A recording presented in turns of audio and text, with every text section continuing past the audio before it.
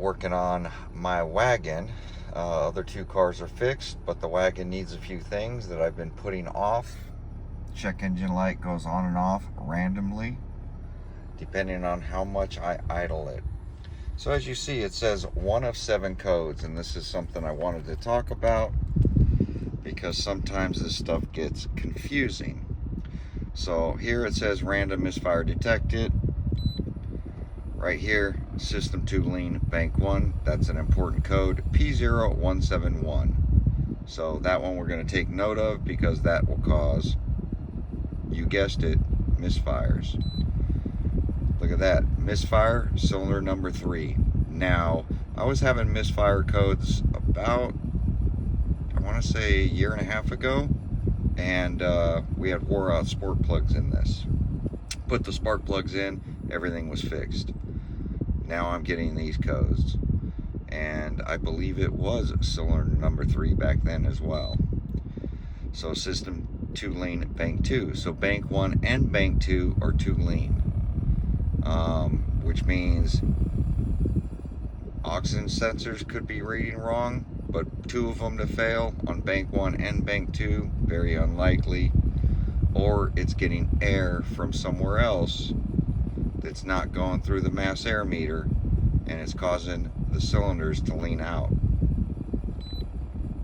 Misfire in cylinder number 2. So we got cylinder number 2 and 3 misfiring right next to each other.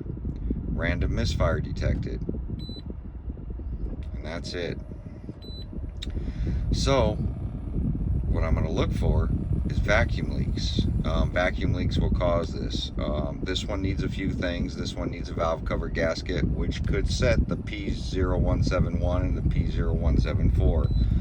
Those are 2 important codes, this 174 and this 171. That's where you're going to start. You're not going to start with the cylinders because, like I said, about a year and a half ago, I want to say 20,000 miles ago, put spark plugs in this thing. So as you see, all the monitors up top are all in the green. So it's already checked all the service stuff and everything came back good. CAT's good, O2s are good, everything's good up there. So what I'm going to do now is we're going to go ahead and erase these things, because what's going to happen is the system 2 lane, bank 1 or 2 are going to pop on first, and then we're going to start getting the misfires, because what's happening is it's cutting the injector to those cylinders so that we don't burn a hole in those pistons. So it's either going to cut the injector or it's going to cut the spark. As you see, flashing red, it now needs to check all those things. So we are going to check a couple other things. ABS.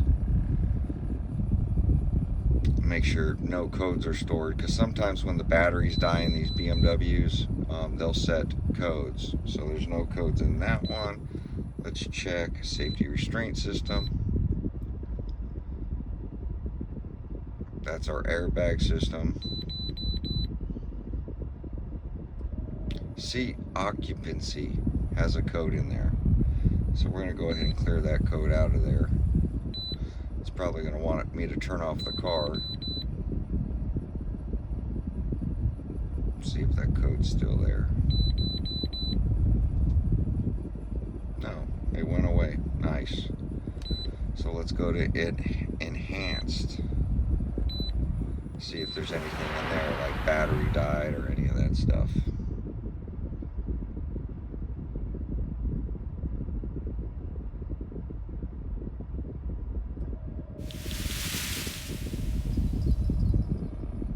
This is a cheap little $300 handheld Blue Point.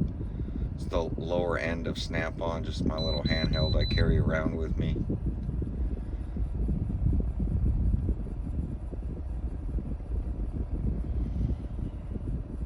So it does have some codes in here.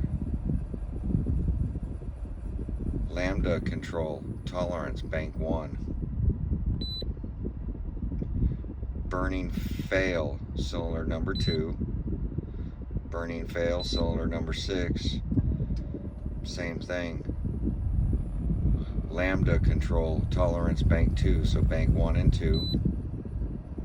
Burning fails cylinder number 1. As you see, different cylinders are coming up, so now we got 1, 2, 3, 4, and 6. There's number 3 again. Number 5. So every cylinder has had a burning failure. And I have a feeling that's probably when, because I didn't clear this out when I did spark plugs.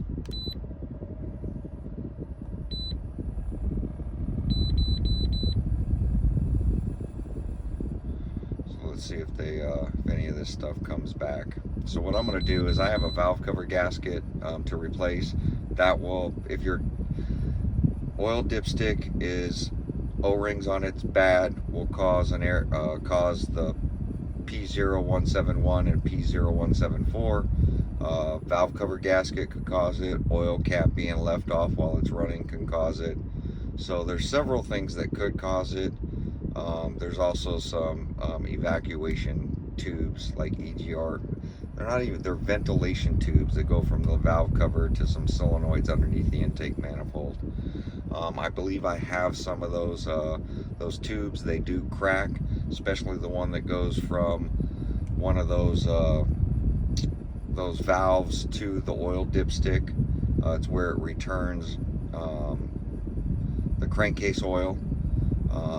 There's one going to the valve cover. That one tends to crack a lot. So I believe I have some of those. I might even have those plastic solenoids underneath the intake manifold. So now that we got all that, I'm gonna head over to, I know live data supported on this. Hold on. Let's go to global OBD.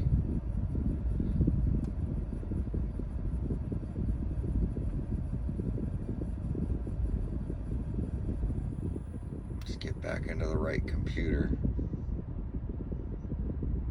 so we can check live data. Now we're going to go to live data in the PCM, the power control module.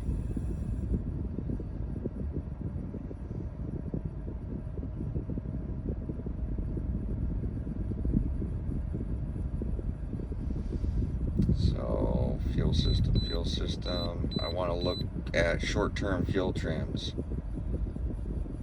See, 1.6, that's not doing too bad, but long-term is at 7%. That's not very good on bank 1. But they're all relearning right now. Once they get to 24.5 on the long-term and short-term fuel trims, really got to correct it. So they're not too bad right now. STFT is short-term fuel trim bank 1, and then LTFT is long-term fuel trim bank 1, and then same thing for bank 2. So I really pay close attention to those. That's letting me know how it's running right now. Let's give it some gas, see what happens. These computer systems are a little slow, but look at bank 1, just stuck at 7%. It's just like stuck there on long-term fuel trim. Where you can see short-term fuel trim, see 4.7.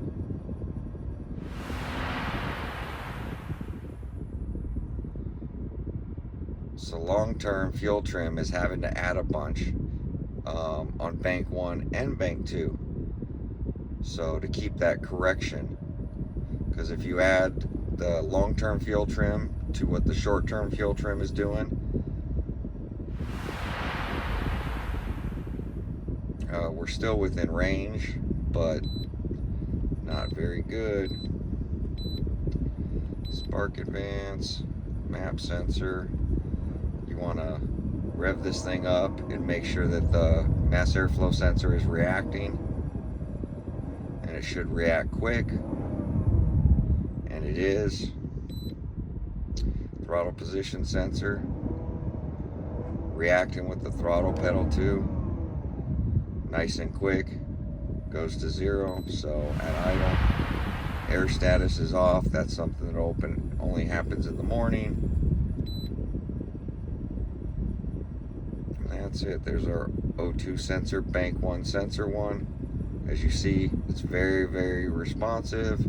O2 sensor, bank 1 sensor 2, also very responsive.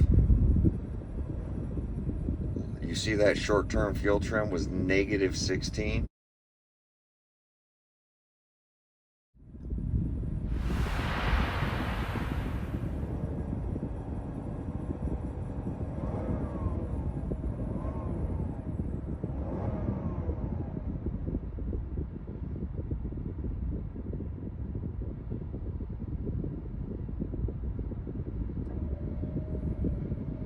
See, it's pulling out a bunch of fuel. Short-term fuel trim, bank 1 sensor 1. But we're gonna go ahead. Worst case, I'll have to smoke test it, but usually a visual. Some of the stuff I have to change anyway. So I've been teaching my son. Haven't been doing a lot of RC content because I've been busy fixing my cars. He's really interested in it right now, so I've been helping him out. We've been fixing a lot of windows lately. But all the cars are back together, and I got a bunch of parts for this that I just got to get serviced. So everything's cleared out. Check engine light is off now because I cleared everything out. So I'll get back here in a little bit. We're gonna drive this thing around, see if anything pops back up. I'm gonna go pick up the gaskets for the oil filter adapter for the valve cover and a couple other parts that I have. So we'll be right back. All right, back out here again. We've got to dig into this P0171 and P0174 code. So my son's pulling apart the cowl. We're gonna get in there. We're gonna rip off this valve cover. This valve cover is leaking. I just washed the engine bay. I don't know if you guys can see it, but right in here, that deck is all covered in oil. So it's all oily down by the oxygen sensors. So we're going to have to get that stuff fixed. These hoses aren't looking too good. But this vacuum line, it's another problem. This is another problem area. These boots, they're a problem area. So, of course I said these lines already. So we're gonna tear into this stuff and see if we can, we gotta do this maintenance stuff anyway. So we're gonna tear this valve cover off. We're gonna take a look at some things, change some vacuum lines, get that valve cover sealed up, because even leaving this red dipstick, if I pull this red dipstick and I just pop this thing up and this O-ring around the base right here is not sealing that tube, this car will smoke like crazy. It does that because it's sucking all the oil out. So this has to be a sealed system, including this dipstick tube. Don't ask me how I know about that dipstick tube, because I left it loose one day, pulled up to my daughter's school, sitting there idling. When I went to take off, huge cloud of smoke out the back of this thing. I thought I blew it up. Turned out the dipstick was just loose. But we're gonna start tearing into this. We're gonna get this cowling off. Did notice that my fresh air vent is plugged solid, so we're gonna have to get a fresh air. That would be like a cabin air filter, and I'm sure this air filter is gonna be plugged as well. This thing has served me the last 5 years with just a set of spark plugs in it. So I just tend to fix what breaks and keep going. The ZHP on the end, that one, full rebuild. I've done everything in that car. My original one right here, my M Sport, that one, it's due for everything as well, just like the wagon. So the wagon and this one, I mean, this one did get, you know, $4,000 worth of parts about 6 years ago, 7 years ago, like motor mounts, trans mounts, stuff like that. but it's got rear end bushings that are out in it. It's got some cooling system hoses that are bad. It has gotten a couple expansion tanks, water pump and pulleys and drive belts, but it's due for the major service. And if you don't keep up with that stuff at 100,000, that's when these E46s tend to blow up, overheat, and you'll destroy the motor in a heartbeat.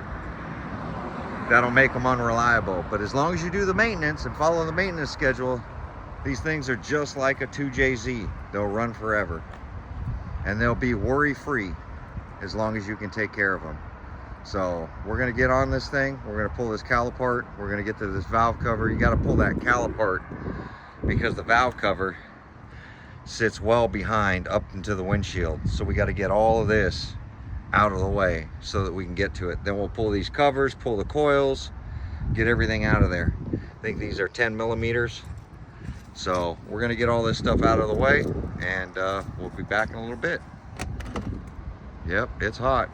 Put it in the back seat, or if there's room in the trunk, put it in the back of the wagon.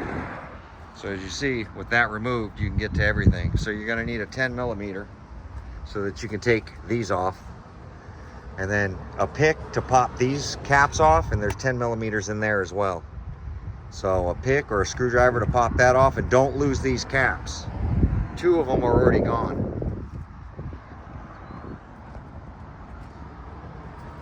So all the coils are unplugged. Where's the flathead? Pop the whole bracket off. Oh, we need the ground. He keeps disappearing.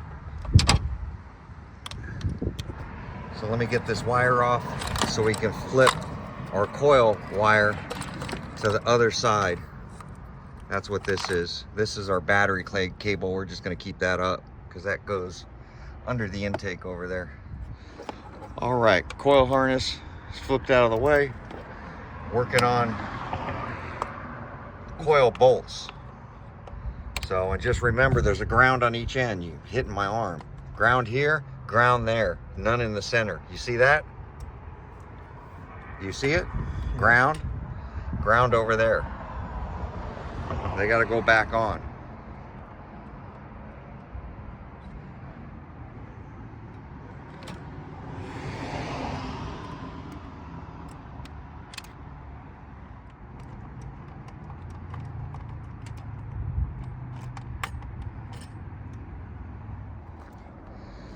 All right, so all the coils are out. Now we're taking off the ground straps because underneath the grounds are the bolts down the center and then all the way around the valve cover to get the valve cover off.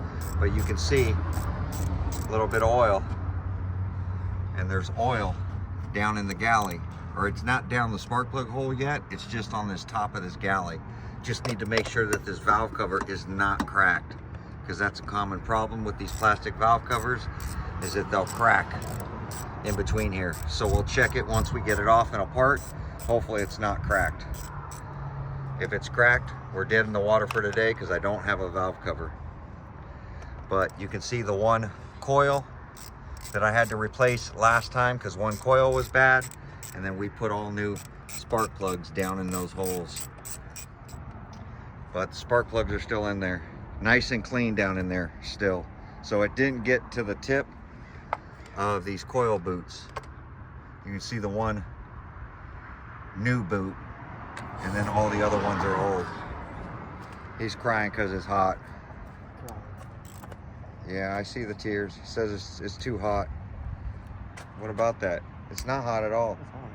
It's not hot. It's not burning hot, but if I was in there for any longer. But you can see the oil is all collecting everywhere, especially down on here on the O2 wires. And every now and then you'll catch a smell on the exhaust from it burning. The front's doing pretty good, staying clean around here. Staying clean around the oil filter housing. These tend to leak as well, all clean down in there. Just the valve cover's leaking right now. So we're gonna continue on. All right, got the new gasket on. This one's all hard and brittle. This just keeps cracking. That's why it's leaking everywhere. Still trying to clean the oil off. Yeah, his hair's in the way.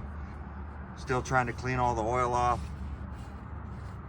And then we're gonna get some silicone in these corners and get this valve cover back on. So we're gonna try to clean it up today. I have a feeling the sun's already gone. It's already setting. We're probably gonna have to finish this up tomorrow. But there we go. Just wrenching, doing everything we can to keep the old E46 on the road and get rid of these two codes.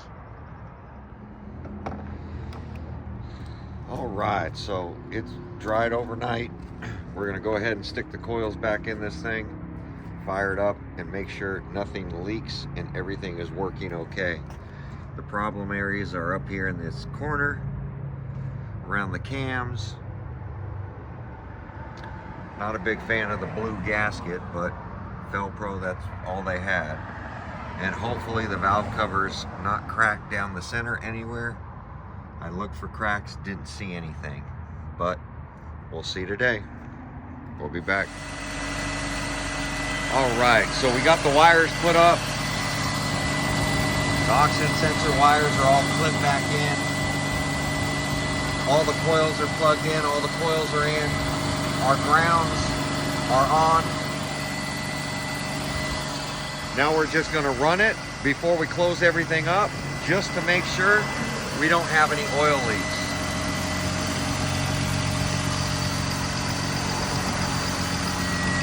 So we got some smoke coming off, as you see. That's probably from popping off. Hopefully it's just from popping off the valve cover and some spilled down. But we're gonna let it burn off and make sure that it doesn't leak anywhere. So that's what we're doing, is we're checking our work. If it is leaking, we're gonna pull it all back apart and do this whole job again. So we'll be back. We're gonna let it warm up. All right, running for about 20 minutes. No smoke, everything's burned off. Everything seems to be dry in the corners. So, no oil leaking up anywhere. No oil puddling in the galley from the coils.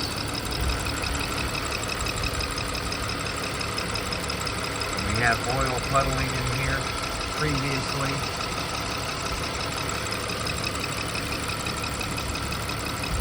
So it's at operating temperature right now.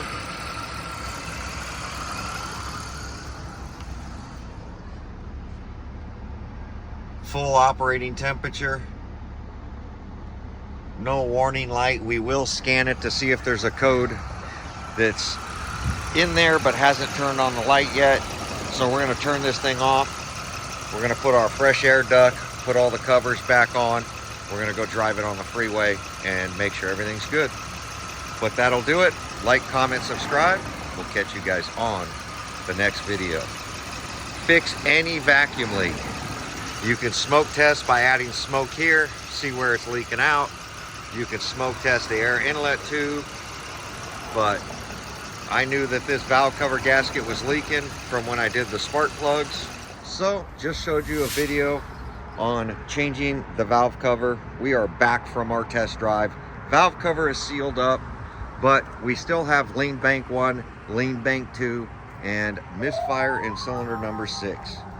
So next thing to check is the common vacuum air inlet leaks, which I've explained could be this, but to get to this, you have to get to the bottom down in here. And as you see, it's pretty packed in there. So more common issues are these boots. As you see, these hoses are no good.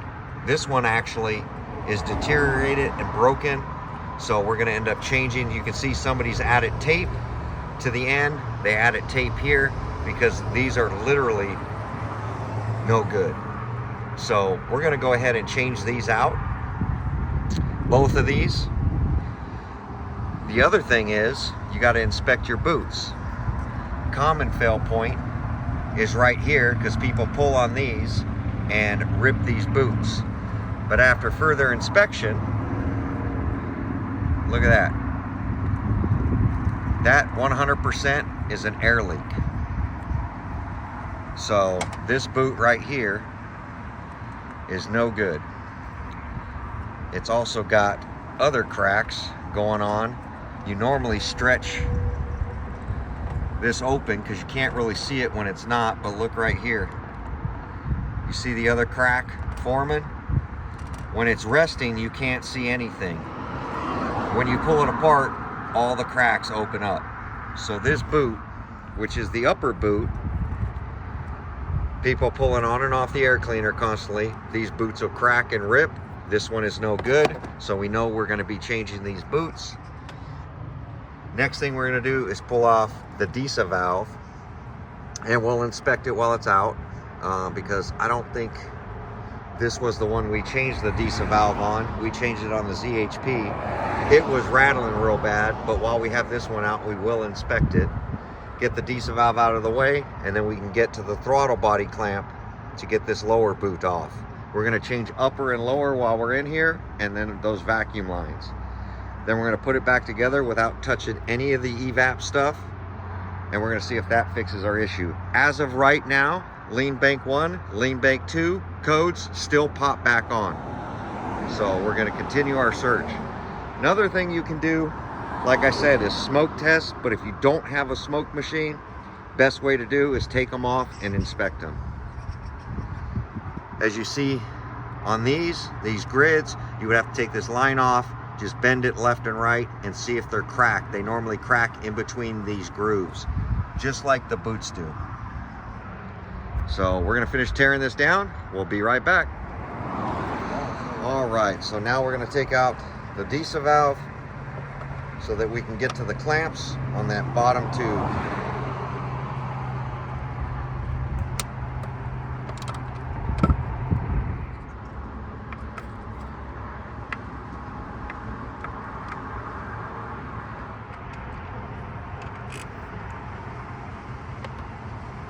And where's the flathead? Okay, so now we need to take out this valve. Flathead, grab the valve, because it's only connected on one side. It's not connected, there's nothing over here. So stop, yeah, so grab it over there.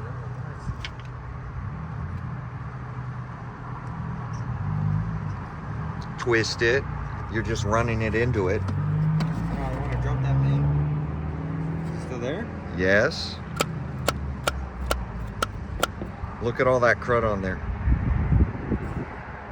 And this is going to have to be cleaned off because that gasket's flat. It's going to need silicone now.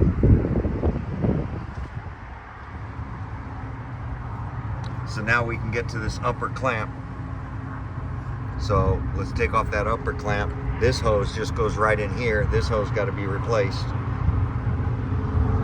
So we're going to get to doing that. All right, got the new boots, this one and this one, because this one's no good here and here, and this one I've already showed you. So we're gonna get these parts installed and we'll be right back. Both boots were no good. All right, so got all the new boots in it, got the 2 vacuum lines replaced, got the lower boot and the upper boot replaced. Old vacuum line here. That's actually new vacuum line that I replaced it with. They only sell it by the foot. This was the bad big line. So both boots were bad. Both boots falling apart. So now we're gonna go ahead, plug in the scan tool, make sure that there's no codes. Key on. Let it load up.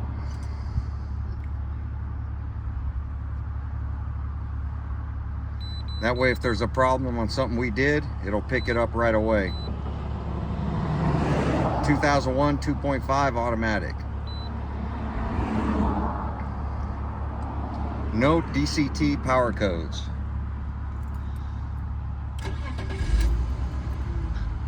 Gonna start it up, head over to live data.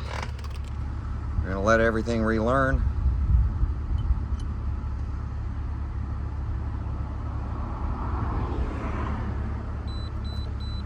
Head down to our short-term fuel trims. Look at that, short-term fuel trim, bank 1 is at 0. Where's bank 2?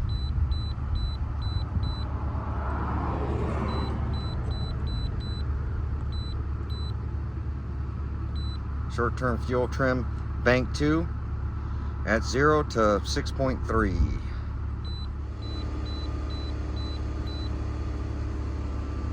See, they're so far apart.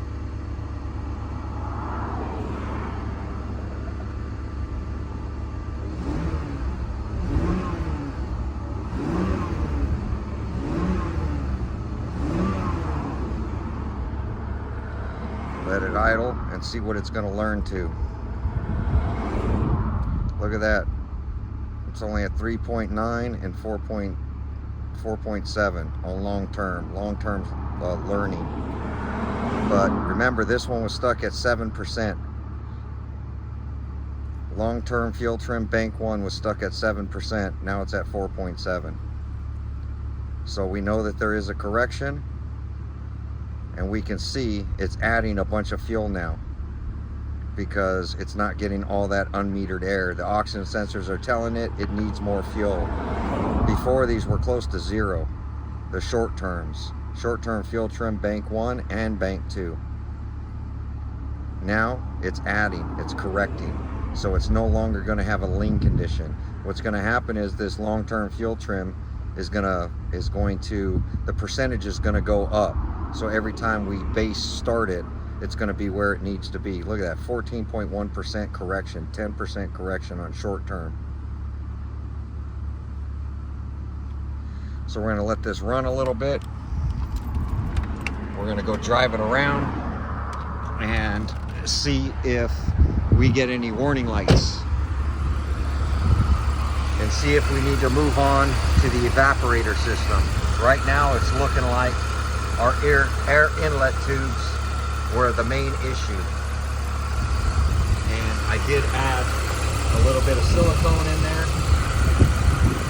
because that gasket was not very good. There's the vacuum line. Somebody put a bunch of tape around because the line was falling apart. Drive this thing.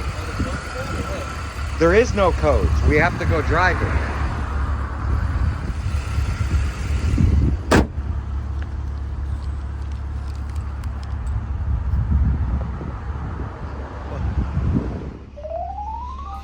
All right, so we've been driving for 30 minutes. Just scanned it again. As you see, there's just the evap monitor and the air pump, which it won't check the air pump until it's cold, and it won't check evap until it's half a tank or below.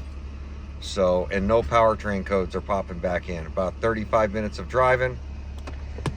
So everything is finally fixed.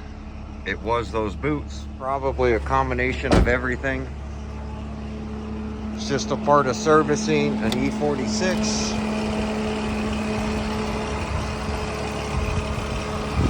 As you see, new vacuum lines. I am hearing. Valve cover sealed up. Don't see any leaks, which is good. Don't see any leaks coming out of it yet. Nice and dry. No oil. But I am hearing a bit of a belt noise. So that's telling me I got a tensioner starting to go bad on this thing. So we're gonna look into that next before the tensioner breaks. So I'll probably put belts on it and replace the idler and the tensioner.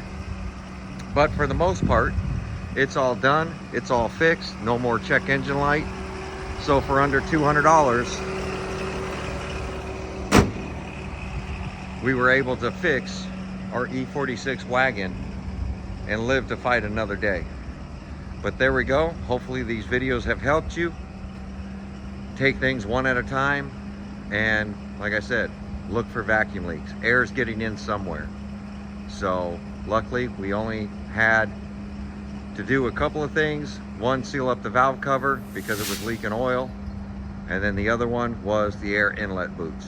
So there we go. Everything's fixed. Like, comment, subscribe. Catch you on the next one. Thanks for watching. Today is passenger windows on my E46s repairing. So we're on our second car. This one's going back together. What's wrong? This one stays out, huh?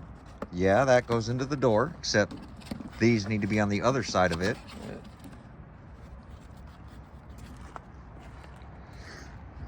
Teaching my son, who's turning 16, how to fix cars, because when you own E46s, there's certain things you need to learn how to fix.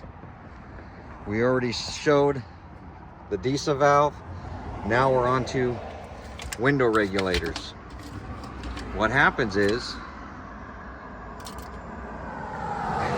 the windows tend to stick. And then when you have kids that are slamming the driver's doors,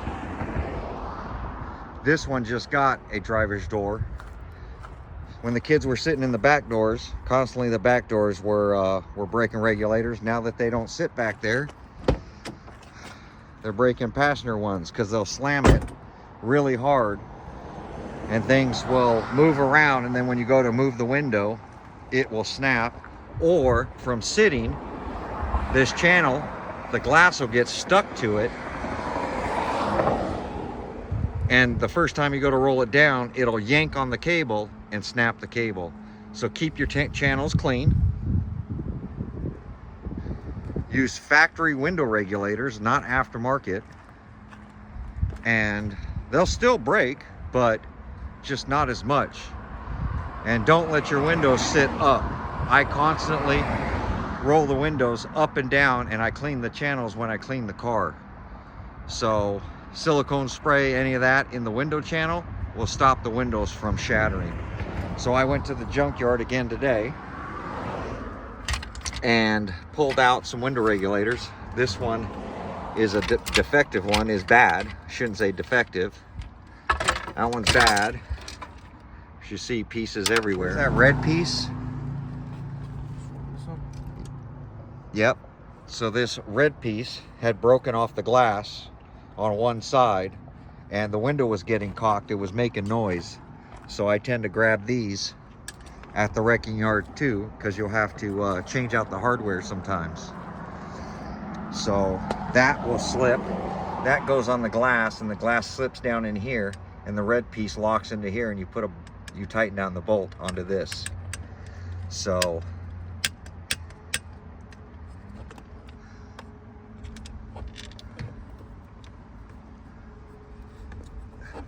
hardware's in here. Somebody used the wrong hardware. This is an aftermarket window regulator.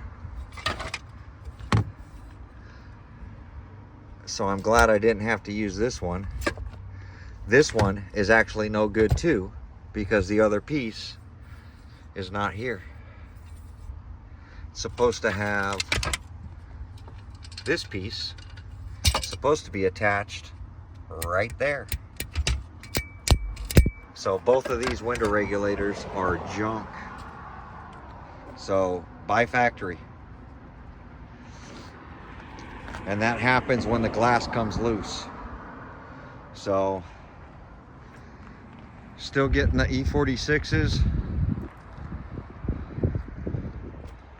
maintained over the last year. Been using all of them, the ZHP, the wagon. You guys see these in all my RC content videos.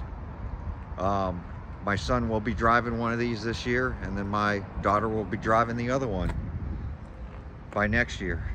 So that's why I have 3, so I keep them up.